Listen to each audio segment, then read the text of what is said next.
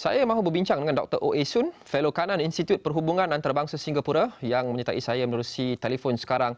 Dr. O, saya mahu kongsikan bersama penonton kami, ini adalah kenyataan yang dikeluarkan oleh Kementerian Perdagangan Antarabangsa dan Industri susulan selesainya menandatangani perjanjian RCEP sebentar tadi. Kalau saya boleh kongsikan kenyataan ini yang saya lihat di telefon saya di depan ini. Antaranya menyebut bahawa perjanjian perdagangan bebas RCEP ini adalah yang terbesar pernah ditandatangani Malaysia dan melibatkan 15 negara yang merangkumi 2.2 bilion atau hampir sepertiga penduduk dunia dan menyumbang sebanyak 29% KDNK. Ini semua bunyinya agak teknikal, Doktor. Persoalannya, bagaimana Malaysia dan syarikat-syarikat kita, khasnya PKS, untung daripada menandatangani RCEP ini?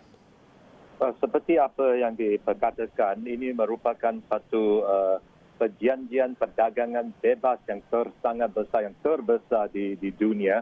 Maka selepas ni, jika bahan-bahan yang diekspor oleh Malaysia, seperti yang akan diekspor ke Australia, ke China dan sebagainya, jika dahulu mereka memang menghadapi tarif yang sangat tinggi ataupun apa yang dikatakan benteng-benteng bukan tarif, seperti adanya banyak birokrasi ataupun pemeriksaan yang terperinci dan sebagainya. Tetapi di bawah perjanjian perdagangan bebas tersebut, maka tarif akan menjadi rendah dan ada juga tarif-tarif yang akan dihapuskan. Dan yang terpenting sekali bagi saya, apa yang dikatakan benteng-benteng bukan tarif tersebut juga akan dikurangkan. Ya.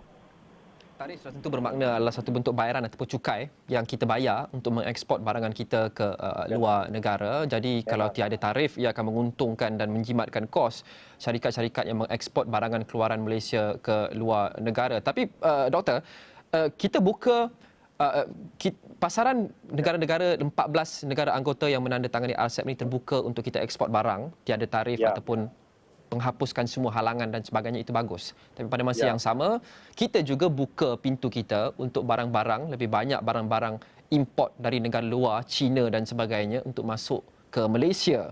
Kita lihat syarikat-syarikat China mempunyai kapasiti pengeluaran yang sangat hebat berbanding dengan PKS kita. Jadi apabila kita membenarkan kemasukan barang mereka dengan lebih bebas, mereka boleh mungkin menjual dengan harga yang lebih rendah kerana tak ada tarif dan sebagainya di sini. Adakah PKS kita mampu bersaing dengan syarikat-syarikat ini yang sudah boleh masuk ke dalam pasaran kita dengan lebih bebas?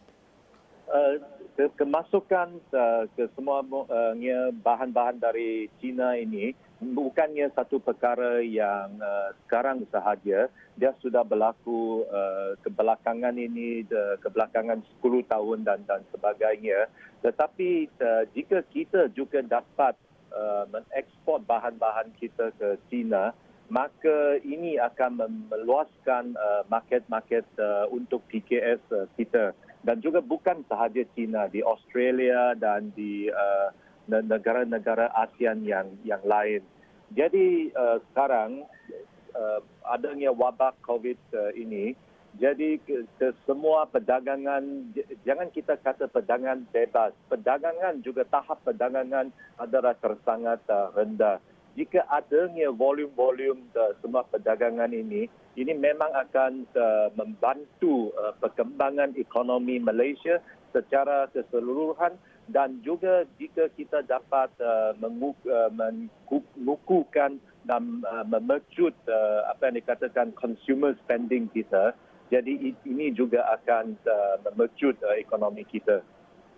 Okey, Doktor. Oh, faham. Kita ingin memudahkan apa impak kita tandatangani RCEP ini kepada semua rakyat Malaysia dan juga PKS. Sebagai contoh, jika saya seorang peniaga kecil di kawasan luar bandar yang berniaga mungkin keraf tangan ataupun ikan masin, bagaimana saya untung dengan Malaysia menandatangani RCEP ini, Dr. O? Nombor satu, ke semua bahan-bahan yang diproduksikan tersebut, ikan masin dan kraft tangan dan sebagainya, dahulu mungkin ikan masin umpamanya, dia akan menghadapi pemeriksaan yang sangat terperinci di kedua-dua pihak sebelum diekspor dari Malaysia dan sebelum diimport ke China. Tapi di bawah RCEP ini, dia akan ada mekanisme untuk umpamanya pemeriksaan satu tahap saja, satu pihak saja. Mungkin China, mungkin Malaysia. Tetapi yang penting sekali, jika kita dapat masukkan ikan masin kita ke China, mempermudahkan proses tersebut, maka ini merupakan satu market yang tersangat, pasaran yang tersangat lumayan bagi nelayan-nelayan kita. Ya. Dalam erti kata lain, Doktor, jika kita sebelum ini menjual barangan kita hanya di Malaysia ataupun negara-negara jiran, kini kita boleh menjual barangan kita kepada 15-14 negara lain termasuk China yang mempunyai lebih 1 bilion orang. Itu secara ringkasnya manfaat RCEP ini kepada Malaysia. Ya.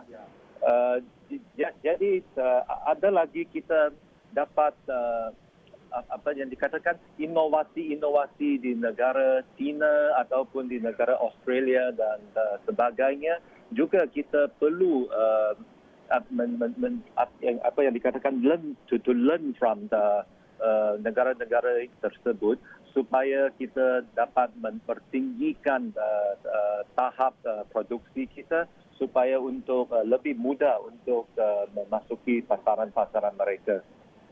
Dr. O, terima kasih. Dr. O Esun, Fellow Kanan Institut Perhubungan Antarabangsa dan Singapura memudahkan penjelasan bagaimana kita menandatangani RCEP ini baik untuk segenap rakyat Malaysia, khasnya PKS yang mewakili lebih 90% daripada perniagaan di Malaysia.